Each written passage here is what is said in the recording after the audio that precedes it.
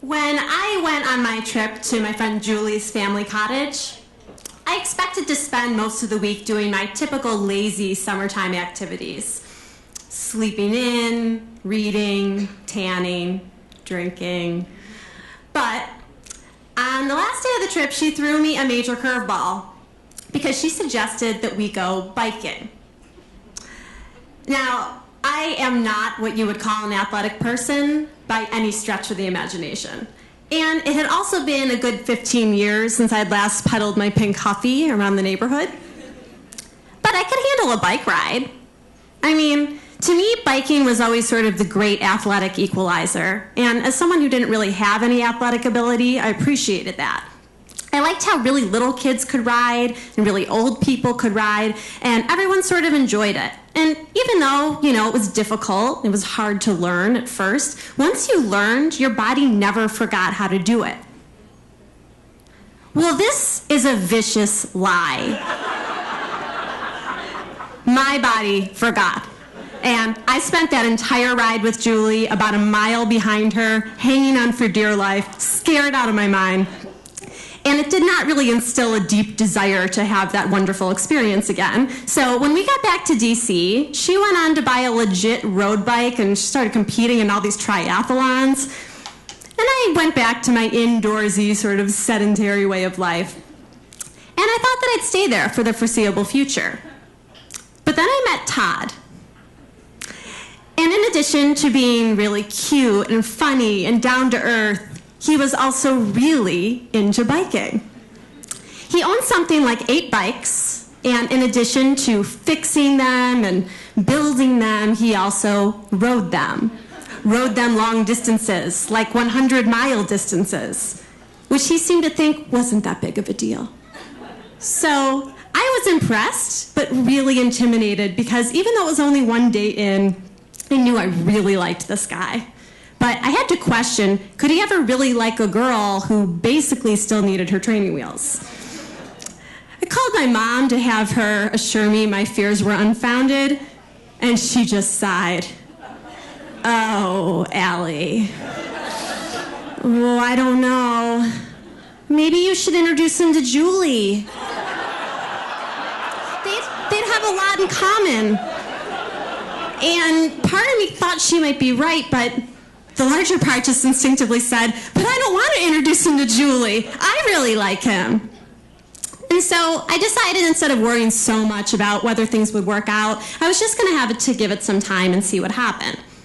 And as months went by, and then a year plus, I realized maybe biking was not the big deal breaker I thought it was going to be for us. Todd accepted me for who I was, and who I was, strangely enough, the kind of person who enjoys wearing heels more than sneakers. He was okay with that.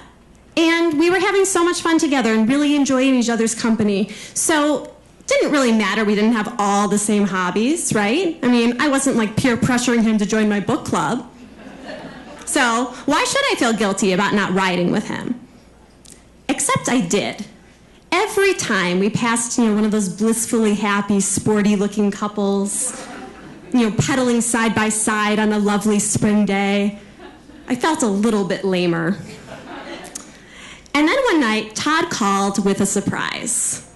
He'd found a bike. Someone had put it out on the curb to get rid of, and he thought he'd wheeled it back home and fix it up with the idea that I could ride it, if I ever wanted to. Hint, hint, hint. So, to try to sweeten the deal for me a little, the bike was pink. He added pink handlebars, a pink water bottle holder. He was really playing to his audience here. He even got me a pink bike helmet. Well, it was a little bit more purple, but he said it was the closest thing they had to pink in an adult size. So, I was clearly going to need to give this another try, seeing how hard he was working. We both agreed that I was not ready for the mean streets of Arlington, Virginia. So we picked a big parking lot for my bicycling debut. And I was ready. I came in my sneakers, my shorts, my t-shirt, hair in a ponytail, bike helmet, ready to go. And I tried really, really hard to feel excited as I climbed on the bike. but it took several minutes of awkward false starts before I could even sit upright. I was lurching back and forth like some kind of drunken sailor, trying to figure out my sense of equilibrium on two wheels.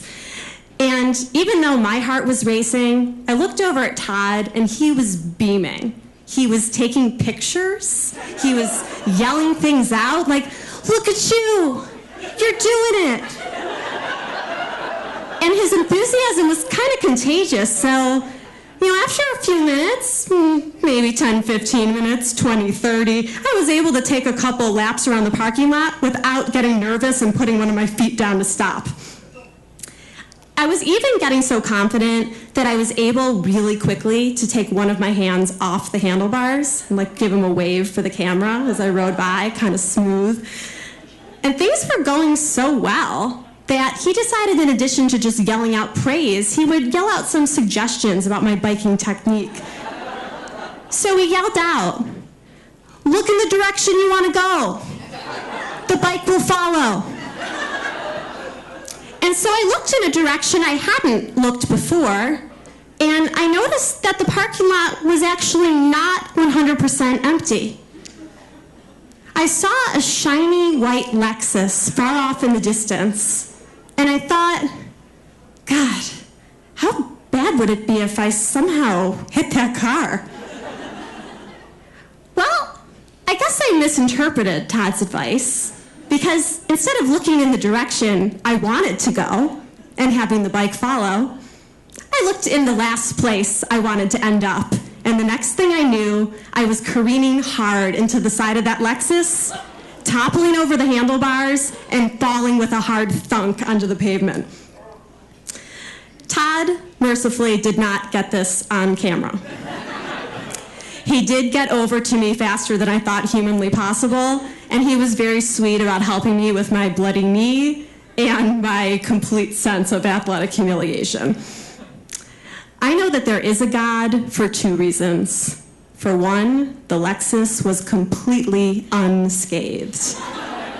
For two, despite witnessing this literal crash and burn, apparently it sealed the deal for Todd that I was the girl of his dreams, because he proposed about a week later.